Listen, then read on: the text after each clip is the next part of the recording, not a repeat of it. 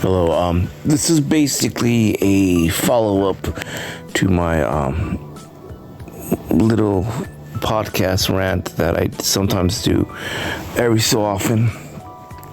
This is F209 FMA Thoughts, and I call it that because I had a teacher. What he says is he's my Serrata teacher. He's not a repetition escrima, but he's a very, very wise man, and he's told me when you do escrima, stick to the moves. Don't talk about the politics. Don't talk about the different things that'll alienate folks or get them upset, or especially you got a stick in your hand. You don't want to get someone upset and they got a stick in their hand. You're telling them all this stuff.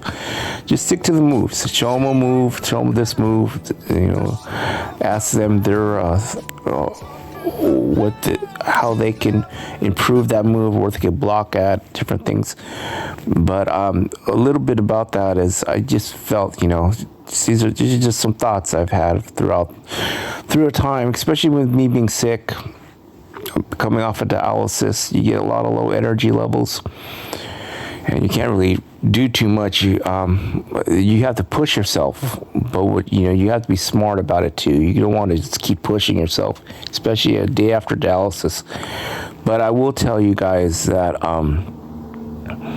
that's some thoughts I've had, some experience I've had through my experience with escrima. I come from a escrima, you would want to say lineage, history. Some say legacy. Our family's been teaching escrima, repetición escrima, doble repetición escrima for at least 350, maybe 400 something years, maybe more before the Spanish arrived. But what some people ask me, why don't I teach a certain way? Why do I have to teach the old traditional way? Why is it more traditional martial arts than modern names, modern moves? Because that's the way I was taught by my family. And I make a distinction. I've been a Serrata student for over 25 years. Yeah, about 25 years. But I've been a repetición student, I would say, since I was born. My mother came from a martial arts family. Her father, my grandfather, was a grandmaster from Batayan, Cebu, as far as the eskrima goes. And that's the name we use. We use eskrima for the Visayas and the Visayan area of the Philippines. My family came from the Philippines over 100-something years ago. So to say, some people laugh, Filipino friends of mine laugh at me, and they say, you're not really Filipino. They took you away your Filipino card a long time ago, because family came back from the Philippines and went to Stockton in 1920. So it's over 105 years ago. But I will say that the reason why I teach traditional ways, some of the old school ways, why it looks old school, why it looks traditional, almost like a backyard, front porch style of eskrima instead of a dojo style, is because that's the way I was taught. I was taught, okay, you do a strike at this angle, you do a strike at that angle, you do a block at this angle, you do a roof block, you do a umbrella block with this. And those are the ways I was taught. And the reason why I say it that way is because what happened, I've seen what happened with my family system. It's become more formalized, which is good on some levels. But at the same time, you can lose a little bit of that flavor. Some people keep saying, well, what's your difference teaching methods compared to like some of the more formalized studios or schools that you see online? And I will just say it this way: there's you have a home cook and you have a professional cook that went to a culinary academy for like 4 years to get their degree, or you got the home cooking methods. And who's to say which is better? The guy who went to culinary cooking school for or chef school for 5 years and got his diploma and got his piece of paper, or you got the guy who was learning from his grandma how to make chicken soup, and he just watched his grandma for years and years, and his grandma would tell him, okay, you put a pinch of this and a dash of that, and you stir it for 2 or 3 minutes or 20 minutes for your chicken soup. Well, it's more than 20 minutes. But the way I see it is the fact is there are two different, you can get to the same place taking different modes of transportation. You can either walk, or you can take the bus, or you can take a car, but you're all going to end up going to McDonald's or somewhere. I shouldn't say McDonald's because it's a fast food place establishment. But I will tell you the fact that's what I'm thinking. It's like, you know what?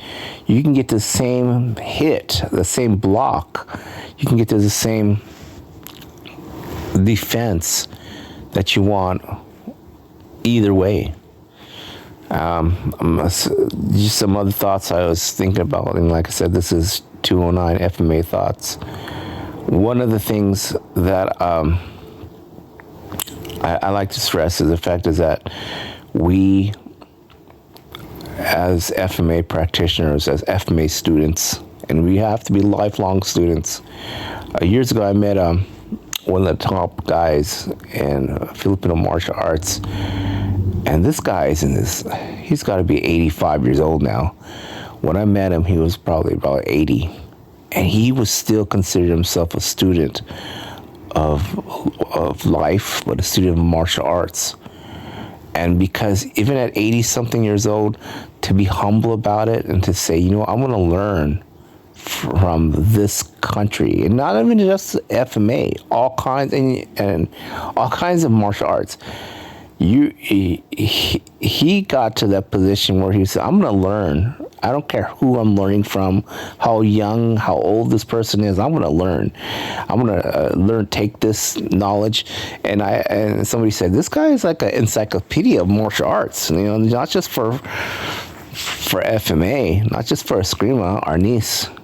He's a student of life, a student of the world, and he's an encyclopedia of all this stuff. And it was kind of cool meeting him because my grandfather taught him. And what happened was he continues to this day, even though it was like a workshop last year. My sister went to a workshop, and he was saying stuff that my grandfather taught him 50 years ago. He said, this is what my teacher, one of my teachers taught me, and this was like 50 plus years ago, and he's teaching it in the seminar. I'm like, this is awesome, because these are the same things handed down for generation after generation, after century after century. Not just decades, but centuries after centuries, the same move. How do you have the same move that passes down because of the simplicity of it? You know, I'm just talking about my family system. Our family's been teaching for centuries, and it's like, okay, we're teaching a strike one, we're teaching a block, we're teaching a different thing, and it's kind of cool. It's kind of cool and kind of awesome to say, you know what? I know for hundreds of years, my people have been taught by my family. My Filipino people have been taught by my family and spread out to other parts of the world the exact same moves. And these are simple moves. These are just, what the thing is, I always have to watch for is, like, especially me getting older and, you know, with my situation, with my health, I might not be as fast or as powerful as it used to be, but I'm still bracing onto the techniques. And some of the videos that you guys see me do are same move 2 ways, same move 5 ways. It's because you can use the same move empty-handed with adjustments to a weapon, to a stick, to a sword, to a knife. But Eskrima is all about adjustments. You're going to make adjustments. Like, if you play basketball, you're going to pivot on one move. You got to get a rebound, but you're going to have to make another move, a twist to, out of range for another move. Same things with the screamer. You're going to be able to do this.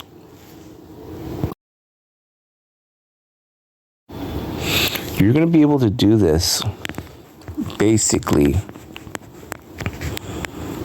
if you keep repeating and practicing over and over again. Repetición eskrima means repeat, to go over and over again. And like I said, all these different systems that are out there, you're going to have to repeat it, whatever style you do. I want to get to a place where I can record other instructors and other long-time FMA students in Stockton. Right now, I got to get my health situated, but there's going to come a place where I want to do more interviews with people in Stockton here. I can interview them. And it's funny because we can be looking at different styles and learn from each other, or we can be, or to be dismissive. Another thing I want to stress is if you are a instructor, a teacher, I live in Stockton, California. There's a lot of lineage, there's a lot of legacy in the city as far as FMA goes. What I want to ask is, if you're out there and you want to be interviewed, just let me know, and we'll set up some interview time, and I'll get my little equipment together and we'll do a recording. Some of the things that I've learned throughout my time as a Skrima student is always just be observant, be humble, pay attention. There's different ways to learn. One thing is to be the one-on-one with your teacher, to learn from there. And then the other way to learn is to be on the outside watching two people sparring or going at it, and you're the outside. You're an outside person, almost like a referee, watching their moves. That's another way to learn. And there's other ways to learn, but you have to be in it for one to have the hands-on interaction. In some ways, some of the worst ways to learn is I'm just talking about a Skrima, because this is what I was brought up with my family, was some of the worst ways to watch it on video or watch it on a screen. Almost like a movie, because you're just watching and you're just observing, but you're not participating, because you have to be in that participation seat to hold that stick, to hold that sword, or that the improvised weapon, or the dagger, or the knife, the training blade. You have to be in it, because if you're just watching on a TV or watching on your phone or the computer screen, you're not getting the feel of what it feels like to gauge distance, because distance is one of the most important things in a Skrima. Because if you get hit by the stick, and I've got hit by a stick, I don't want to say a whole bunch of times, but I've gotten my share of being hit by a stick lightly and sometimes accidentally hard on the face, in the chest, and the shoulder, the arm. You have to be able to, you have to know distances, because once you get hit with the stick, you don't want to get hit with the stick again. But you kind of realize, especially getting hit in the eye or around the eye, it's scary, especially if you don't wear headgear or eye gear or anything like that. It's very intimidating, especially if they go full force. Oh my God, that hurts. But I will tell you that experience from that, it's important, is vital. One thing that I've learned as an instructor, and I've taught, I didn't start teaching until about 2010. No, the first student probably was my niece, probably 2008. One of the things you have to learn as teaching other people a Skrima, first of all, the simplicity of it. It depends on what style, what numbering system you have. You're teaching people the numbering system, that's probably the first thing. And our blocking is probably important too.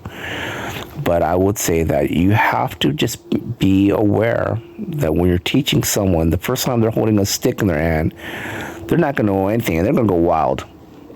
They literally, and some ways that's the best way to learn to spar, or to learn to for different tactics, because when you see someone strike a stick down at you, and they don't know what they're doing, they say, this guy gave me a stick, and just start hitting people.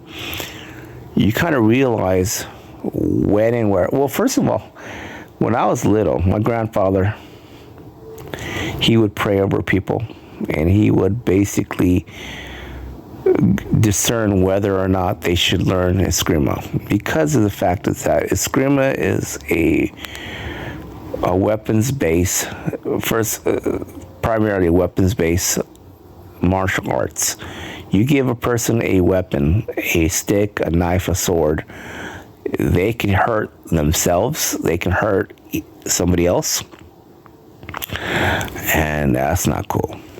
But like I said, the first time you hand somebody a stick, and the first time student, you got to be very aware of what they're going to do with that thing. When they strike, are they going to strike? Some people are very, what is that word called? They're very passive. They're just kind of like, and I'm like, wait a second, you want to strike? But then there's other people that will strike, you don't know where they're going to strike at, especially as a first-time student. And you got to just make sure that it's going to hit me in the eye, it's going to hit me in the throat somewhere. Is this girl going to make a strike and hit me in the stomach or in the kneecap? You don't know. You have to just be very aware. And it's kind of crazy, because I also realize on the same level as that, you want to make sure they keep that improvisation. You don't want to teach someone so much that they become a robot where they don't know how to handle attacks from unorthodox angles. Because that's what fighting is. Eskrima, the word for Eskrima, it's the word for skirmish, or a small infighting, And when you have a little skirmish, it's going to happen sporadic. The timing rhythm isn't going to be, it's going to be broken. It's going to be broken rhythm. My family says broken rhythm. It's not going to be on point, because you see some of these demonstrations at these Filipino festivals, and they do it almost like a dance, because it was hidden. Eskrima was hidden in dances. And what happened was, you could see someone, they'll click, they'll hit the stick 3 times, and they'll hit it from a high angle, they'll hit it at a low angle, and they'll click, clack, click, clack. And I'm like, you know what? In reality, an Eskrima match, and this is all stuff I always was told, real Eskrima battles back in the day type of thing would last no more than 30 seconds to 45 seconds. They're not going to be that long, because you're basically, you're just in and out, and someone's down by the time, especially if you're trained anywhere good, or you get even a okay level, it's not going to last for like 20 minutes or in 5 minutes like a Hollywood movie. Even though there are some movies that in the last 25 years that have used a lot of Filipino martial arts. I mean, The Bourne Identity, there's countless other movies, especially when it comes down to knife fightings. You see lately a lot of movies with knife fightings. They'll have variations of Eskrima moves, and it's kind of cool. You can see the choreography, the stunt choreography. That some of them are top FMA teachers, and so. It's one of those things where I just kind of like look at it, that this stuff we call FMA,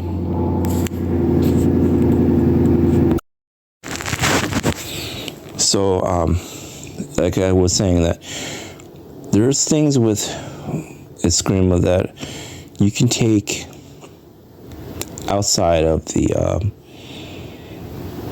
practice, of the arts. You're stick fighting, you're sword fighting, you're doing this and doing that, and you can use those same principles for life.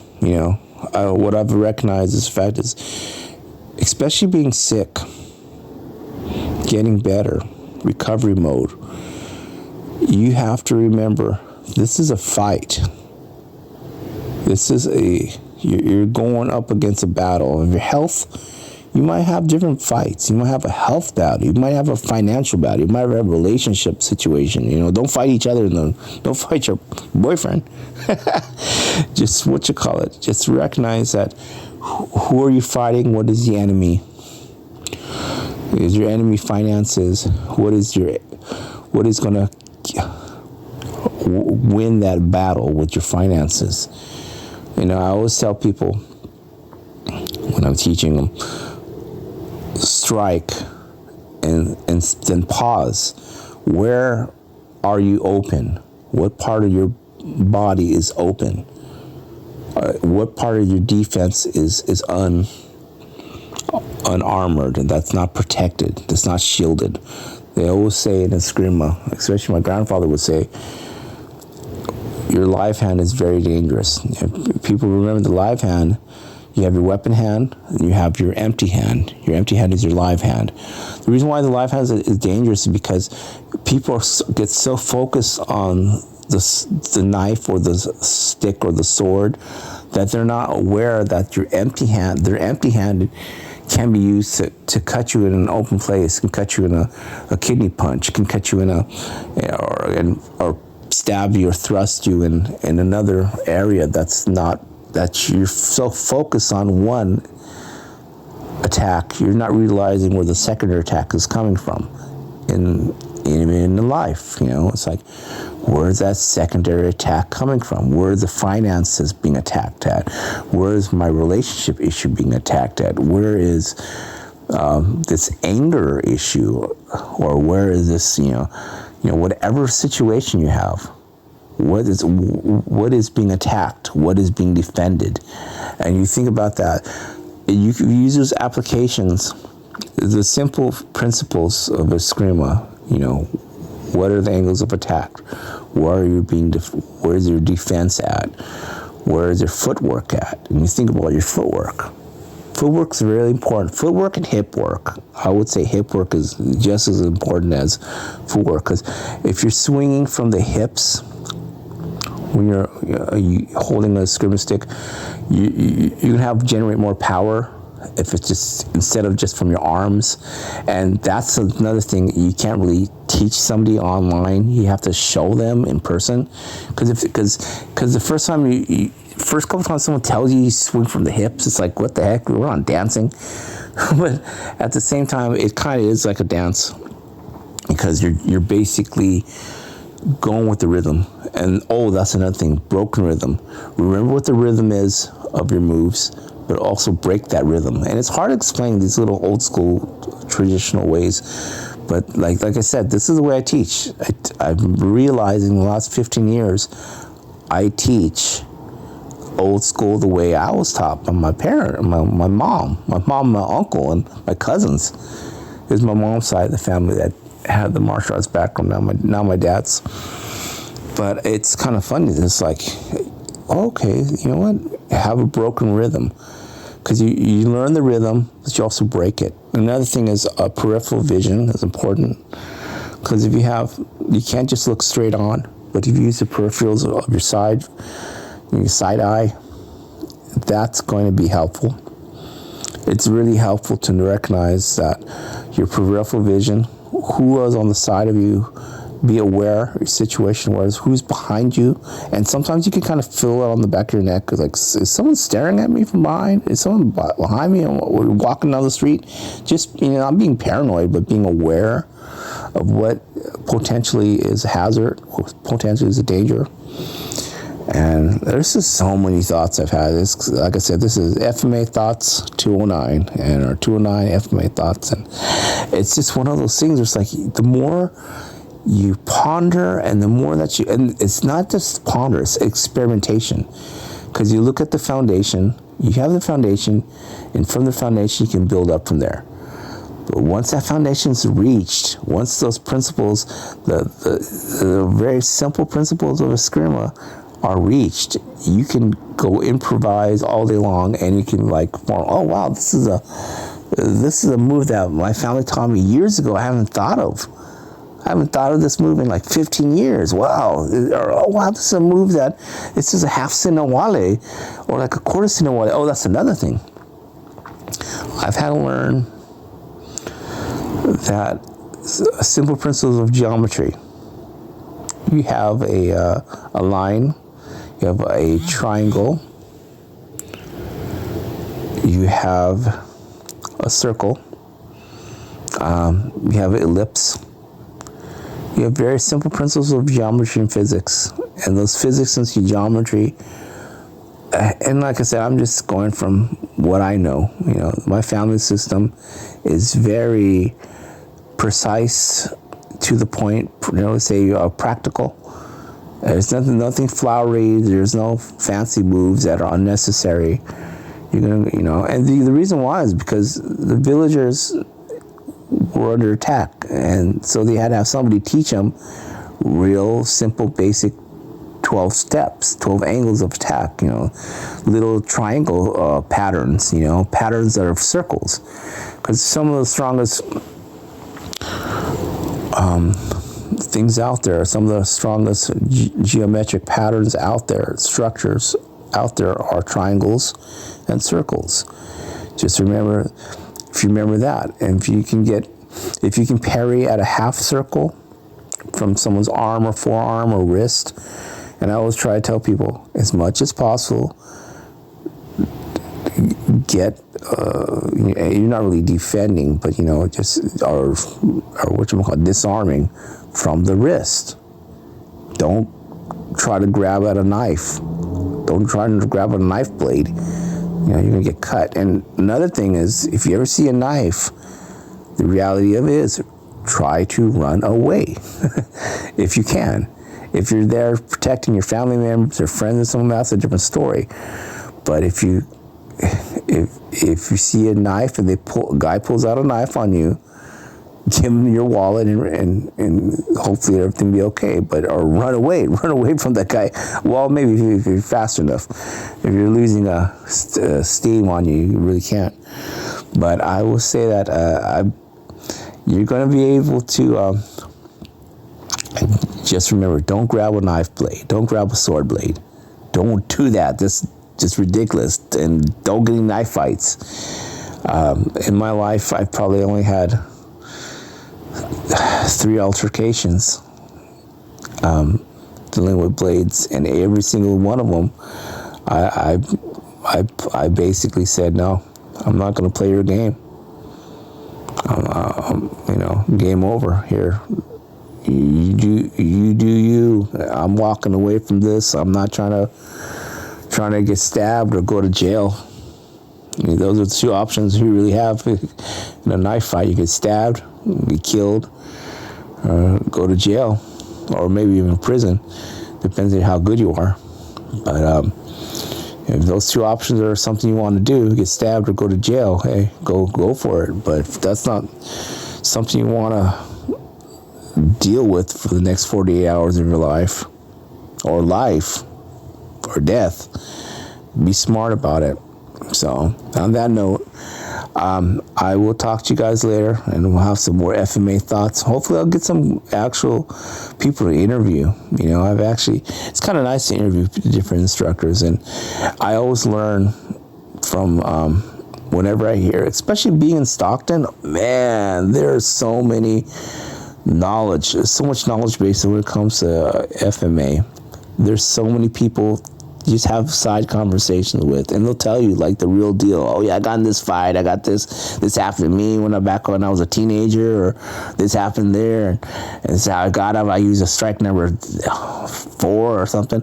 And I'm like, wow. And it's like, and they'll tell you the real story. They won't tell you any BS. They'll tell you the real deal, Holyfield. And it's kind of nice and say, don't tell nobody this. I'm like, hold on a second. That's like the coolest story ever. You don't want me to tell nobody? But anyways, you guys have a safe one. Just have a good weekend. Just be careful, okay? Be blessed and not stressed.